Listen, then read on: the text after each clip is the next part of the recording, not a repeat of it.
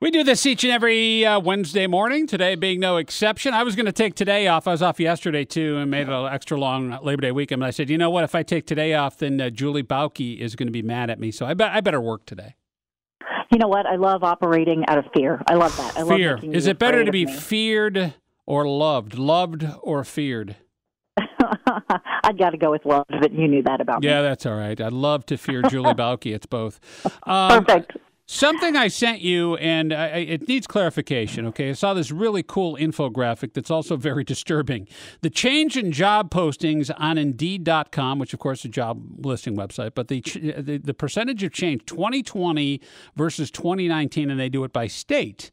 And it's rather interesting because if you look at the number of unemployed Americans on Indeed.com, I guess that would be, that we are seeing now, even, managing COVID, that we are seeing that we went from an economy where there was way more jobs than employees, and now the inverse is true, at least according to this article. So are there more unemployed people than there are jobs for them now? Is that true? Yeah, but it's not a one-for-one kind of thing. It's before all of this started, there were a ton of jobs. Like you could take a look at the number of openings, and so many of them were in technology, in fields where the people who were unemployed didn't match the skills and experience needed for those jobs. And so there were a ton of postings out there that were getting no traffic, no traction, because there weren't enough people with the talent or skills or experience or education to fill them. And so what's probably happened is these organizations took all of those postings down because they weren't finding people or they didn't have as much need as they had in the past. Makes sense. And then a lot of the people who are unemployed now are coming out of sectors where they've been hit the hardest by COVID, by hospitality, as an example, and travel. So those folks who are unemployed aren't necessarily qualified for the jobs that are out there. So there's a talent mismatch, a skills mismatch, just like there has been for a very long time and probably will be moving forward. So it's a really cool infographic, but it's misleading. Here's the thing. I was thinking about this and going, we've had this skills gap for a long time. It's nothing new. It's not something that started under Trump. It's not something that started under Obama. It's what it is. It's been that way for such a long time. And I can't help but think that some of these institutions, let's face it, much like the airline industry is going to have to right size, I would think that colleges are going to have to right size. Do we start to get some institutions that really fill that gap and go, look, here's what we need to do. What we need to do is take people who are out of work or in a different sector who want to change fields, something more promising with more longevity, and get them fast tracked so they can get a certificate or something, and make that that should be the new model of education, because there are bits and pieces. It's here and there, and there's job retraining, and the state offers it, but there's nothing like really concrete where they're like, here's the jobs in demand, you come, take a placement test or whatever, we'll get you in 6 months, you're recertified. How come there's nothing like that? It seems like there'd be a huge demand for that. Yeah, and it was already starting before COVID hit, because the need and the demand for some of these skill sets was crippling organizations in terms of being able to grow and do what they're in business to do. And so you've got like Max Technical Training up in Mason, NKU's done a wonderful job. There are these organizations in town that is what they're in business for. And so there was definitely a move toward that. And I think we probably talked back in January or February that colleges need to do a better job of aligning what they're offering with what employers are so hungry for. Why not? I'm saying is colleges look, oh man, it's like I think that we're hitting the point now, because it was a student loan crisis and now COVID is breaking their back. Yeah. Some schools or smaller ones just go, look, here's what we're going to do. We're going to get rid of all the BS. The problem is the BS. When we went to school, and I went to school, I'm sure the same is true now. Did I really need that course in sociology and poli-sci and all this nonsense in order to get a degree in communications? The answer is no. Like 80% of it was padding. How about somewhere where they just teach you what you need to know so you can do the job in 6 months to a year? Yeah, that is without a doubt the focus and the movement. But as we know, with colleges and universities, they are quite heavy administratively, typically, and it's very hard to turn that around. the agility of a small school, university, organization is in this climate where we just don't know what next week's going to bring.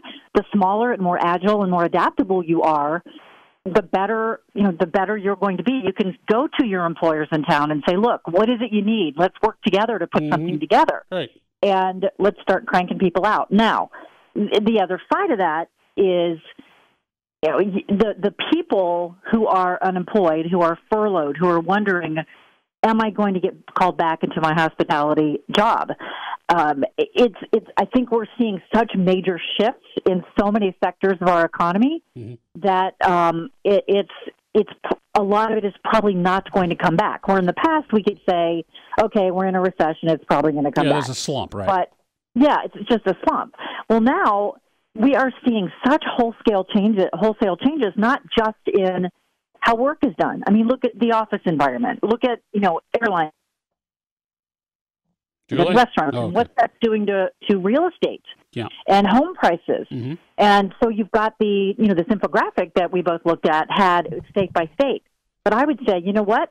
Because of companies are starting to come around to work from anywhere, if I'm sitting in Ohio and I have some open positions, I might say, oh, look at this infographic. Looks like Montana or Nevada has a lot of people who are unemployed. Why don't I go fish in those ponds? I'll tell you what, I was talking to someone yesterday who's before COVID was a frequent business traveler.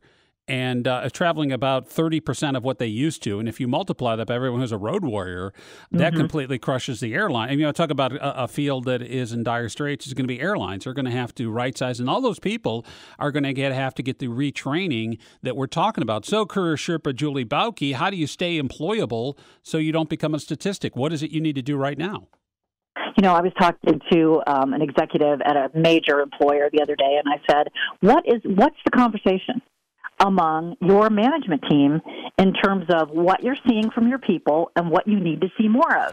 And he said, everybody is worried about job security. He said, we're in a field where 9 months ago, I was like, oh, yeah, you got it made. You could go find another job in a heartbeat.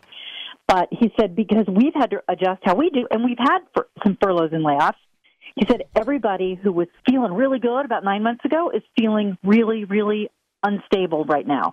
And he said, what we're seeing is the people who are adapting the quickest, people who are not freaking out, people who are saying, you know what, I get this is the way we always did it. Let's look for new ways to do it. People who can switch gears, who can think innovatively, who are problem solvers, who are not sitting back waiting for people in management to figure it all out, are the ones who are going to rise to the top. And I think that's it's interesting because I think that is true organizationally.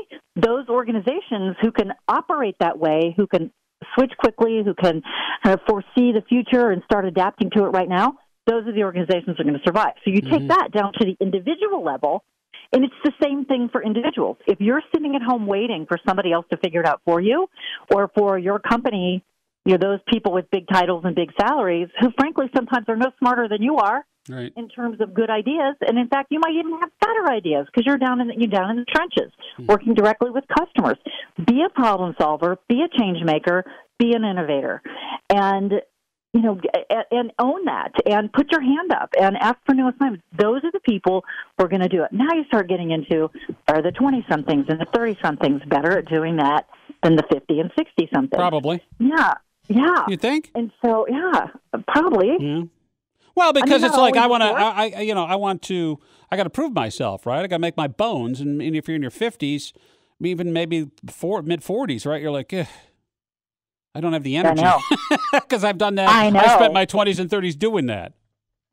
That's why I always say to tell people in their 40s, late 40s, once you hit 50, you start climbing north, your willingness and ability to sometimes, put up with BS and all that will greatly diminish. I mean, you want more flexibility and freedom over your time. And so don't wait until that day when it hits you and you say, well, now I have no choices. I've got to go back to the rock pile for the next 10 years. Yeah. And if this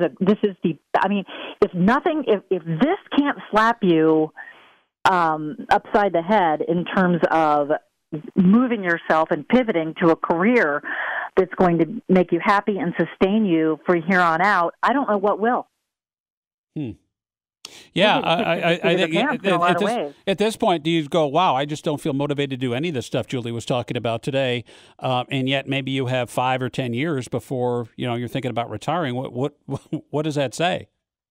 Yeah, I mean, if you're sitting there saying, "Man, I got 5 years till I can retire," I'm hanging on to this job by the skin of my teeth, by my nails.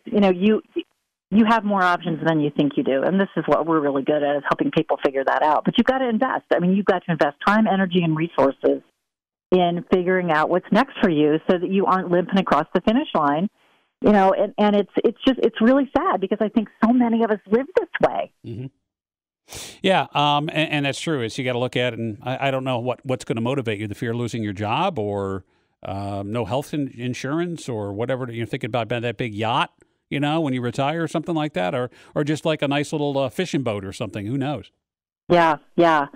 And this is the time to get crystal clear on what your runway looks like. If you're 30, it looks very different than if you're 55. And you say, you know what, if I make my current salary for the next 5 years, I can retire.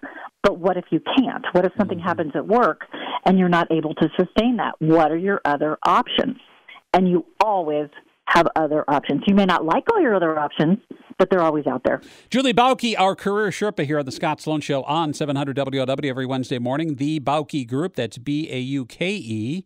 If you're looking for career advice or career coaching, she is the best in the area. So maybe the best in the Midwest. Why not the best in the entire well, how about this, Julie? The best in the universe. Globally. Now let's just let's stay within this galaxy. How's that? That's right. That's Very right. good. All right. Julie Bauke, thanks again. We'll talk next Wednesday. Yeah.